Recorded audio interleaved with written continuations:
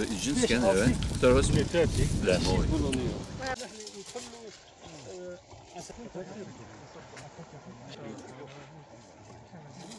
Bu yıl kuraklıktan dolayı gerek fıstık üretiminde gerekse geri kalan bitkisel üretimde biraz sıkıntılı bir yıldı. Bütün buna rağmen az olsun ve bereketli olsun diyoruz. Alıyorum. Evet. Bismillahirrahmanirrahim. Allah hayırlı uğurlu etsin. Bismillahirrahmanirrahim. Bereketli olsun. Dolu dolu ama Evet. bunlar bak. Oldu. Şuradaki masum olur. Sağ olasın. Allah sizden razı olsun. Bereketini bulursunuz.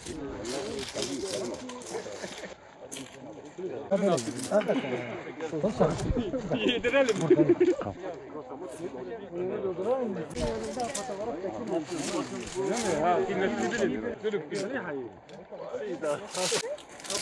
Benziyoruz zaten. Bu projemizin ana amacı Tillo ilçemizin yöresel lezzeti olan hariri pesinini yaygınlaştırmak ve bunun için daha önce yöresel yöntemlerle ve insan gücüyle üzüm sıkma işlemi yapılıyordu. Bu da beraberinde fazla işçilik, ürün ve zaman kaybına yol açıyordu. İşte bunların önüne geçmek için ve pestil üreticilerimizin refahını artırmak düşüncesiyle hazırladığımız bu proje kapsamında pestil üreticilerimizin hizmetinde kullanılmak üzere 27 adet üzüm sıkma makinesi ve bununla birlikte bağ budama ve hasat işlerinde kullanmak üzere 27 adet de budama makasını verdik.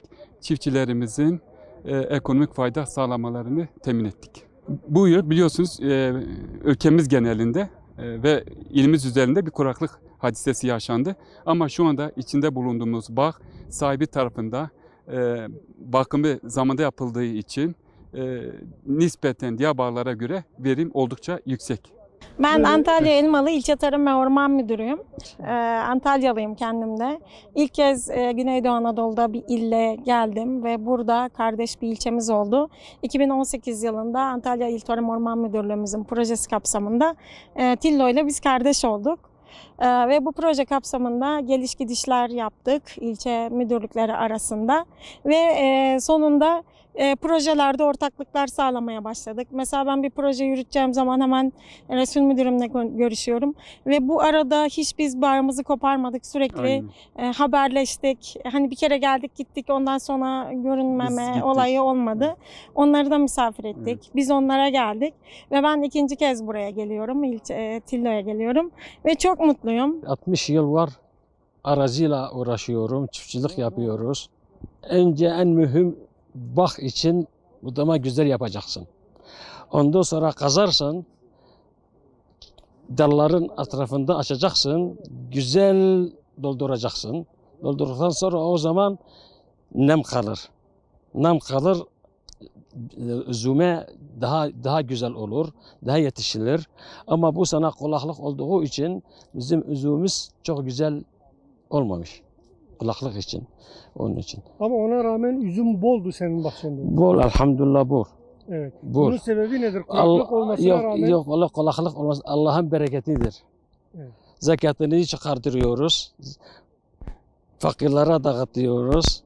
Allah onun için o kadar bereket veriyor. Bu en özelliği üzüm harira için, pasçık için budur. Ben itaat ediyoruz. Bir de siyah üzüm var. Adı Emir diyoruz. Bu çevrede en iyi tat, güzel tat o üzüm yemek için. Eskiden 15 çeşit üzüm var idi. O eski bağlar kalmadı. Şimdi bağlar 4-5 tane çeşit, 6 tane çeşitler üzüm kaldı. Asabih Zeynep var, Bahılti var, Hesni var, Aşkar var. Siirt'te diyorlar adı Veldizzini üzümü var. O da bizde var, biz onu diyoruz Allah'ım Keşir'te diyoruz ona. Sinceri var, Haseni var, Meyyani var.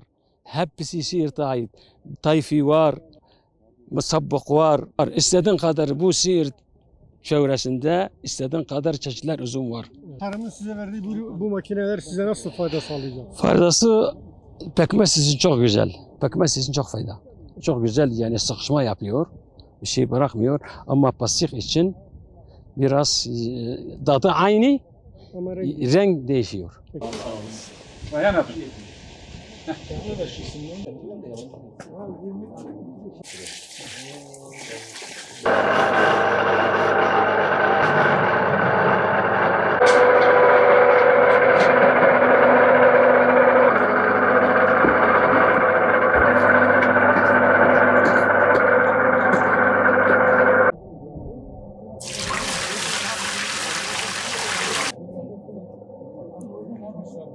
Az önce bağ bozumunu beraber gerçekleştirmiş olduk. Orada topladığımız üzümleri daha önce pestil üreticilerimiz insan gücüyle sıkıyorlardı.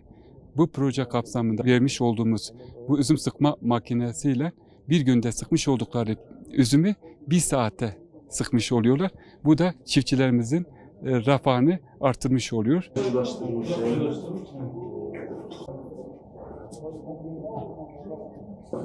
Tamam abi. Acaba neyin nerededir? Bunu yapmamız lazım.